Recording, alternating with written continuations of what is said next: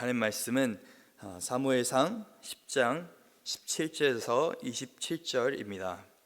사무엘이 백성을 미스바로 불러 여호와 앞에 모으고 이스라엘 자손에게 이르되 이스라엘 하나님 여호와께서 이같이 말씀하시기를 내가 이스라엘을 애굽에서 인도하여 내고 너희를 애굽인의 손과 너희를 인자는 모든 나라의 손에서 건져내었느니라 하셨거늘 너희는 너희를 모든 재난과 고통 중에서 친히 구원하여 내신 너희 하나님을 오늘 버리고 이르기를 우리 위에 왕을 세우라 하는도다.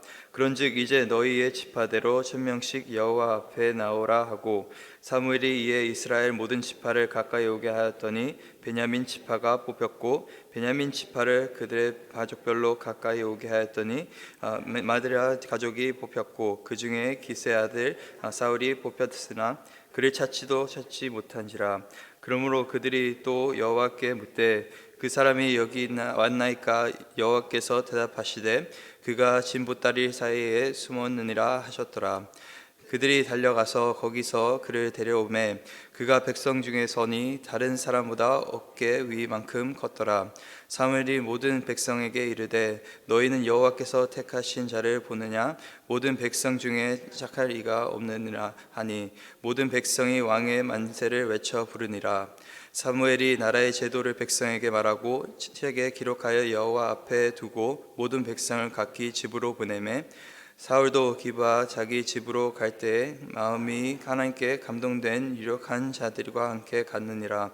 어떤 불량배는 이르되 이 사람이 어떻게 우리를 구원하겠느냐 하고 멸시하며 예물을 바치지 아니하였으나 그는 잠잠하였더라. 아멘. 참, 오늘 본문은 공식적으로 사울이 왕이 되는 굉장히 역사적인 그러한 순간입니다. 초대 왕이죠. 이스라엘의 이 왕정 시대를 시작하는 이제 사사 시대에서 왕정 시대로 넘어가는 굉장히 역사적인 순간, 그 모습을 오늘 본문은 이렇게 담고 있습니다. 이 본문을 보면은 이제 리더의 자리에서 곧 내려오게 되는 사무엘이 있고 또 새로운 리더가 되는 사울, 두 명의 리더의 그 모습이 있는데 참 그 모습이 너무나 대조되게 그렇게 본문에 드러나고 있습니다. 오늘 본문 17절에 보니까 사무엘이 백성을 미스바로 불러 여호와 앞에 모으고 라고 성경에 기록을 합니다. 저희가 잘 아는 것처럼 미스바는 앞서 이 7장에서 사무엘이 이스라엘 민족들을 다 모으고 기도했던 바로 그 장소였습니다.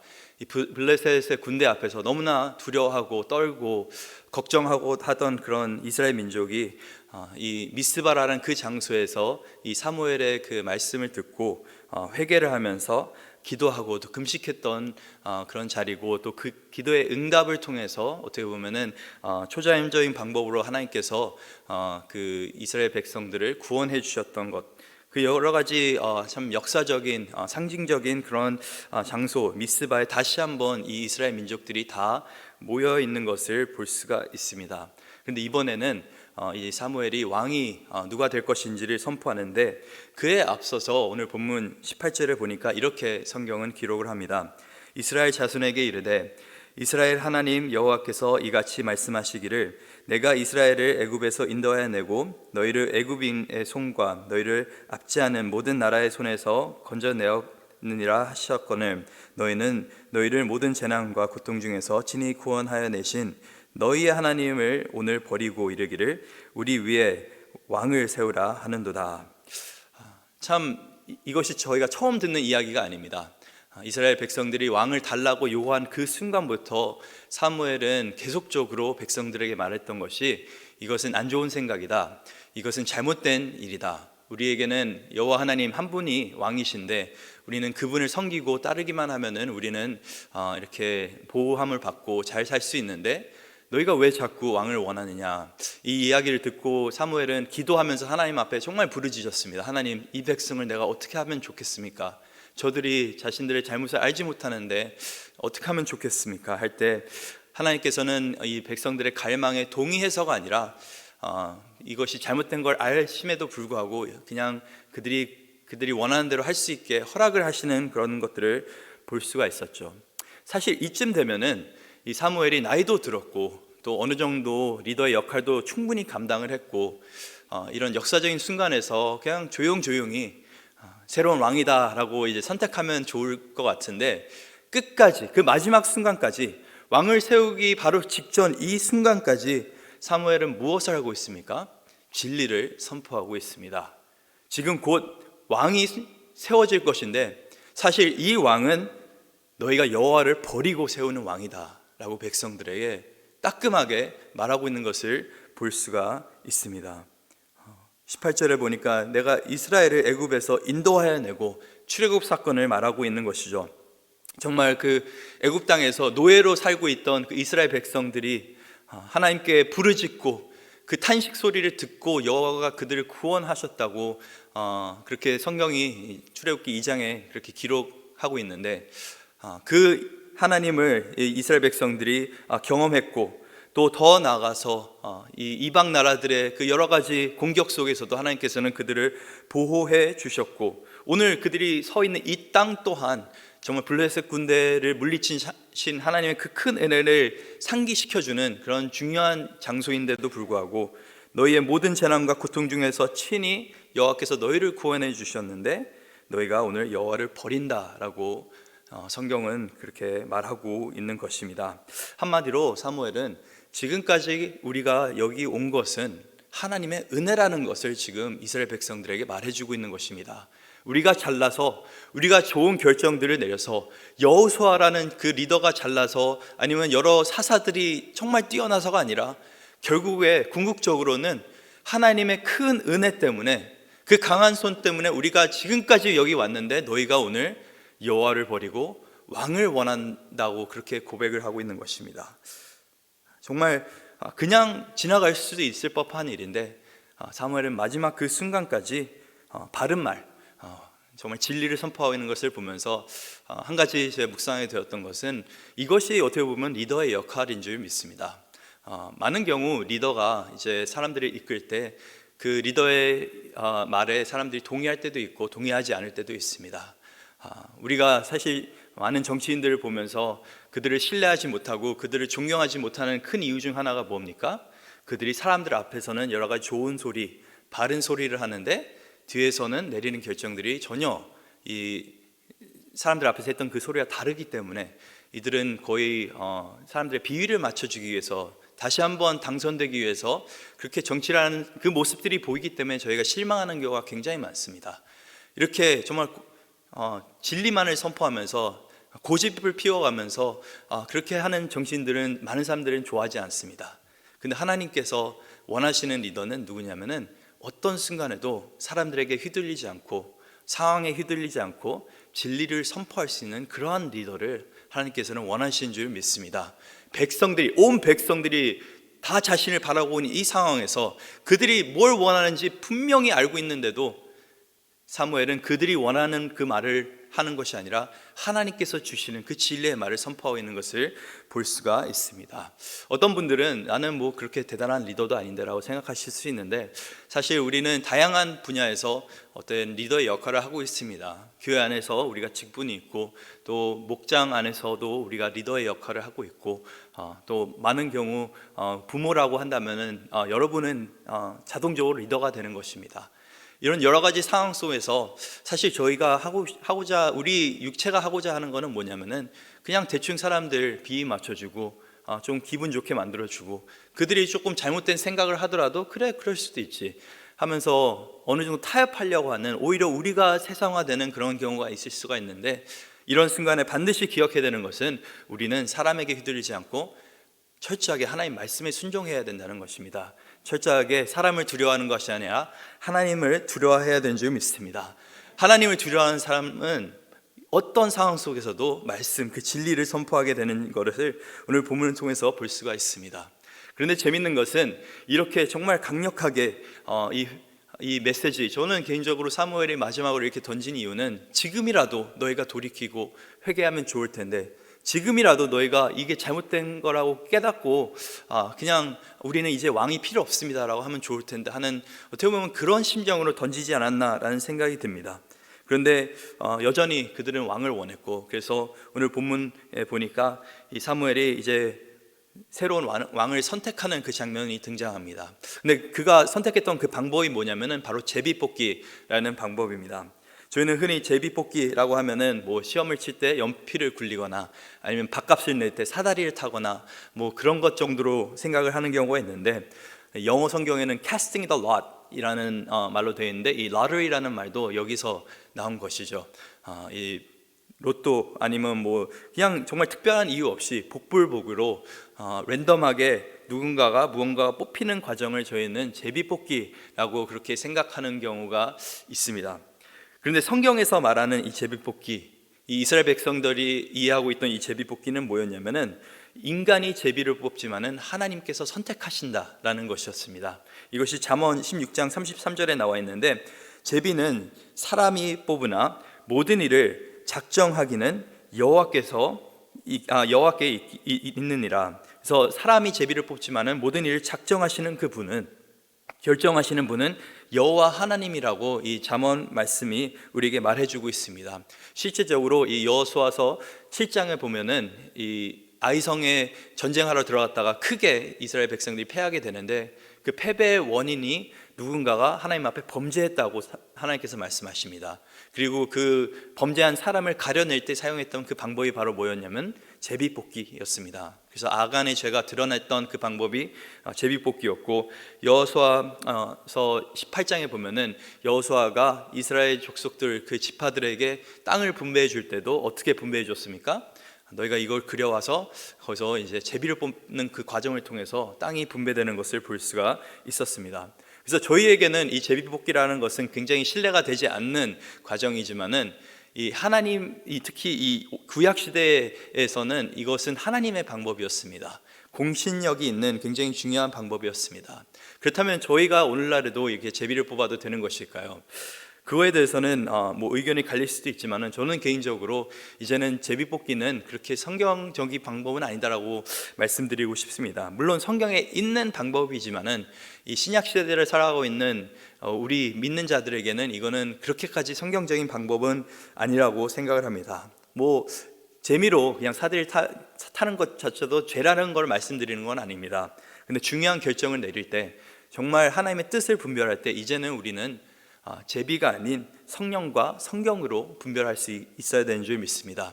마지막으로 이 제비뽑기가 등장하는 그 장면이 사도행전 1장에서 12 제자 중에 한 명이 이제 가룟 유다가 이제 없고, 그래서 한 명을 채워야 되는데, 채우는 그 과정에서 사용했던 것이 바로 이 제비를 뽑는 것이었습니다. 그런데 사도행전 2장에 어떤 사건이 있습니까? 성령 하나님께서 강력하게 이 제자들 가운데 임하는 그런 사건, 성령 강림 사건이 있은 후에는 단 한 번도 성경에서는 그 믿는 자들이 제비를 뽑았다라고 말하지 않습니다. 오히려 이 6장에서 여러 가지 이 집사들을 세울 때도 그렇고, 아니면은 나중에 이 바울과 바나바를 내보낼 때도 안데교회에서는 기도하는 가운데서 그 결정을 내렸고, 그래서 철저하게 성령께서 주시는 그 음성과 또 성경이 주는 가르침을 통해서 그들은 하나님의 뜻을 분별했던 것을 알 수가 있습니다. 그래서 특별히 교회 안에서 여러 가지 결정들을 내리실 때 뭐 이런 부서가 있지는 않겠지만은 특별히 남이 하기 싫은 것들을 모르겠습니다. 성가 대장이나 아니면 여러 가지 섬겨야 되는 그런 일들 다 미루려고 할 때 어떤 분들이 재미로 성경적인 방법을 하자고 제비를 뽑은 그런 경우도 있다고 다른 교회에서도 들었는데, 저희는 철저하게 성경과 성령의 이끌림을 통해서 결정을 하고, 무언가를 할 때는 기쁨으로 감당하는, 떠밀려서 하는 것이 아니라 기쁨으로 자원하는 마음으로 그렇게 할 수 있는 교회가 됐었으면 좋겠습니다. 그래서 이렇게 제비 뽑기라는 굉장히 공신력 있는 어떤 절차를 통해서 이 왕이 뽑히고 있는 것을 알 수가 있습니다. 사실 이 사무엘은 이것이 굉장히 귀찮은 과정입니다. 사무엘은 이미 사울이 하나님께서 선택하신 왕이라는 것을 알고 있습니다. 앞서 이미 사무엘이 사울에게 기름까지 부은 그러한 상태입니다. 그런데 참 아이러니하게 왜 지금 와서 제비를 뽑는 것인가? 혹시 사무엘이 이 제비에 장난질을 하진 않았나? 저는 개인적으로 묵상하면서 그런 생각이 들었습니다. 그런데 어떻게 보면 이것 또한 사무엘의 믿음이라고 생각이 듭니다. 물론 개인적으로 하나님께서 말씀해 주셔서 사울이 왕이라는 것을 알고 있었지만은 그 사실을 알고 있었던 것은 사무엘과 사울 두 사람밖에 없었습니다. 앞서 본문에서 사울은 자신이 왕으로 선택받았다는 것을 자기 가족에게도 전하지 않았다고 성경은 그렇게 기록하고 있습니다. 근데 오늘 본문에서는 뭡니까? 모든 사람 앞에서 이제 왕으로 선택된다고 한다면은 그만큼 어떻게 보면은 사울의 그 왕 자리에 힘을 실어주는 것이죠. 사무엘이 충분히 그냥 그래 사울 네가 왕해라라고 발표할 수도 있었지만은 이 제비 뽑는 과정을 통해서 그 여러 가지 여건과 상황 속에서 이 사울이 선택됐다고 한다면은 그것은 사람들이 이거는 사무엘의 뜻이 아니라 하나님의 뜻이구나 라고 그렇게 기쁘게 받아들였을 거라고 알고 있었기 때문에 자기는 좀 힘들더라도 자기는 이 방법이 그렇게 뭐 왕을 세우는 것 자체도 자기는 별로 기뻐하지 않는데 그래도 하나님을 위해서 또 하나님의 나라를 위해서 그는 기꺼이 이 백성들을 위해서 제비 뽑는 과정을 진행했습니다. 여기서 저는 리더로서 우리가 해야 되는 두 번째 가르침을 깨닫게 되었습니다. 그것이 뭐냐면은 리더는 사람을 납득시킬 수 있는 능력이 필요합니다. 그냥 이거 하자 저거 하자라고 하는 것이 아니라 어느 정도 사람들이 이것이 하나님의 뜻이구나라는 것을 알 수 있게끔 충분히 공감이 될 수 있게끔 이끄는 것이 바로 리더인 줄 믿습니다.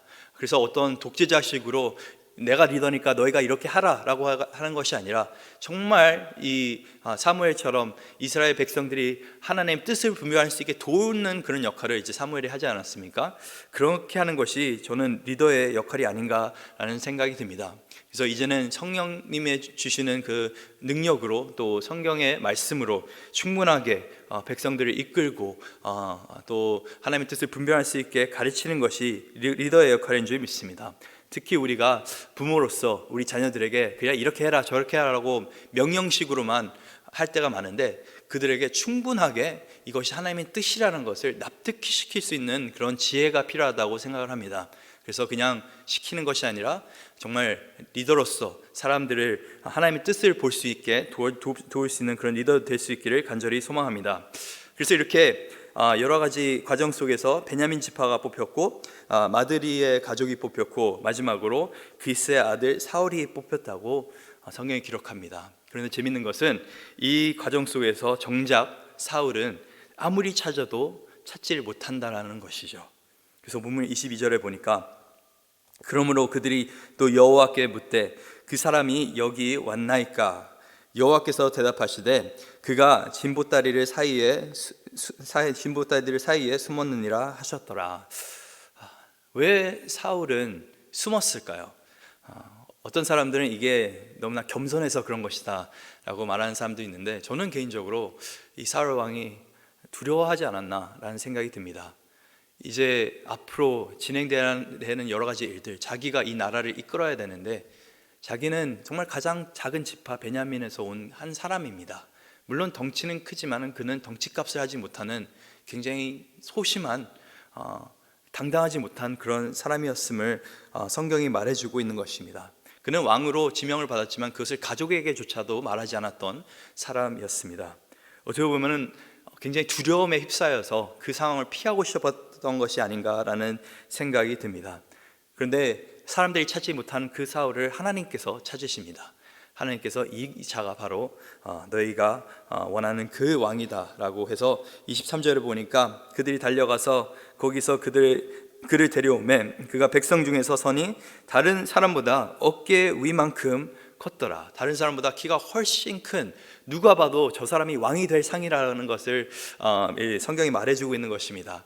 정말 왕이라고 하는 것은 저희가 잘 아는 것처럼 전쟁에 나가야 되는 사람이고 그렇기 때문에 싸움을 잘해야 되는데 이스라엘 백성들이 봤을 때는 이 사람은 그래 왕이 될 만한 그런 사람이다라고 생각을 했겠죠.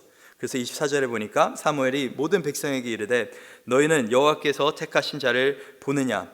모든 백성 중에 짝할 리가 없느니라 하니 모든 백성이 왕의 만세를 외쳐 부르니라. 그래서 사무엘이 다시 한번 이 왕의 제도에 대해서 이 모세가 알려준 그 왕정 시대가 왔을 때 어떻게 해야 되는지 그 하나님의 말씀을 다시 한번 선포하고 모든 백성은 이제 집으로 돌아가게 됩니다.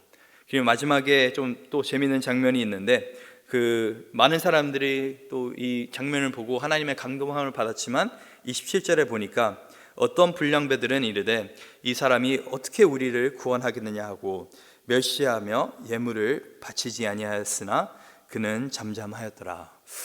또다시 어떻게 보면은 사울 왕은 잠잠한 그 모습, 너무나 이 두려움에 떠는 그 모습을 저희가 볼 수가 있습니다. 오늘 퀴즈책에도 보니까 이 겸손이라고 되어 있던데, 저는 개인적으로 이게 겸손이 아니라 두려움에 휩싸인 모습이 아닌가. 이것이 앞으로 어떻게 보면 사울 왕이 걸어가게 될 모습인 거죠. 골리앗 앞에서도 사울 왕이 어떻게 했습니까? 두려워했고 숨었습니다. 이런 왕이 될 것이라는 것을 미리 지금 성경이 보여주고 있는 것입니다. 그토록 그들이 기다린 그 왕, 너무나 우습고 볼품없고 초라합니다. 정말 오늘 본문이 너무나 우습고, 참 사울 저 사람은 왜 저럴까? 키도 멀대같이 커서 왜 정말 키값을 못하나라는 생각을 하실 수도 있는데, 왜냐면은 사울은 특별히 자신이 왕이라고 택함을 받았던 것도 알았고 기름 부음도 받았고 또 성령님이 강력하게 임하시는 그 체험까지 했었습니다. 예언한 그 사건도 있었고 앞서 또 하나님의 은혜를 경험해서 변화된 사건까지 있었는데 왜 이 사람은 아직까지도 숨어 있느냐, 사람들 앞에 나타나지 않느냐, 왜 자신의 그 부르심에 응답하고 있지 못하는가라는 그 고민을 하는 순간에 저희가 한 가지 생각해 볼 필요가 있습니다. 이 베드로도 전서 2장에 보면은 9절에 이렇게 성경이 기록합니다. 너희는 택하신 족속이요 왕같은 제사장들이요 거룩한 나라요 그의 소유가 된 백성이니. 믿는 자들을 향해서 하나님께서 이렇게 말씀하십니다. 너희가 왕같은 제사장이요 택한 백성이다. 너희는 그냥 랜덤하게 이 땅에 살고 있는 사람들이 아닌 내가 택한 나의 사람들이다. 그리고 너의 역할은 뭐냐면 왕같은 제사장들이라고 하는데, 문제는 오늘날 우리가 살아가고 있을 때 우리는 사울처럼 살아가고 있습니까? 사무엘처럼 살아가고 있습니까? 택함을 받았고 성령의 그 임재함을 받았고 또 여러 가지 은사까지 받았던 사울이 숨어있던 것처럼 우리 또한 하나님께서 우리를 택하여 주셨고 성령님의 놀라운 그 선물을 우리에게 주셨고 우리에게 많은 어떤 성령의 은사들 또한 주셨는데, 우리는 혹시 사람들 사이에서 숨어 있지는 않습니까? 사람들이 교회를 찾고 있고 믿는 자들을 원하고 있는데 찾지를 못하고 있는 그 상황 가운데 있지는 않습니까? 혹시 우리가 세상과는 별반 다르지 않기 때문에 사람들이 우리를 보지 못하고 있지는 않습니까? 구별된 삶을 우리는 살아야 되는 줄 믿습니다. 우리가 사울 왕을 나무라 하면서 야, 저렇게 참 키도 큰 사람이, 저렇게 많은 것들을 경험한 사람이 저렇게 못하나라고 하기에 앞서서 우리가 먼저 돌아봐야 되는 것은 우리 또한 하나님의 택함을 받은 사람들이라는 것입니다. 그래서 사울 왕처럼이 아니라 사무엘같이 마지막까지 어떤 상황 속에서도 하나님의 뜻을 분별하고 또 하나님의 나라를 위해서 자신의 생각을 내려놓고 그렇게 순종할 수 있는 저와 여러분 될 수 있기를 간절히 소원합니다. 리더로서, 하나님의 리더로서 다른 사람들을 이해시키고 다른 사람들이 하나님의 뜻을 분별할 수 있는 그 길을 갈 수 있게 우리가 충분히 헌신하는 사람들 될 수 있기를 소망합니다. 이 자신이 은퇴를 앞두고 있는 이 시기에서 사무엘은 자기가 하고 싶은 일도 아니지만 하나님의 뜻이기에, 하나님께서 원하시기에 끝까지 순종했습니다. 오늘 내가 그냥 하고 싶은 일만 하는 것이 아니라 정말 하나님이 계획하신 그 뜻들을 이루면서 살 수 있는 저와 여러분 될 수 있기를 간절히 소망합니다.